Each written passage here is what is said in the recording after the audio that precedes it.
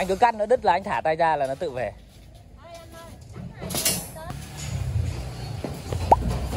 Chưa? Rồi. Thẳng chưa? Thẳng chưa? Rồi, anh cứ bấm đi. Ok. Đó. Rồi, chơi luôn. Cây còn ăn cây rồi, rút ra làm luôn chứ. Ừ. Vậy lát cắt thử 4 cây luôn rồi. Không được, 4 cây không được. Nó to hơn miệng rồi.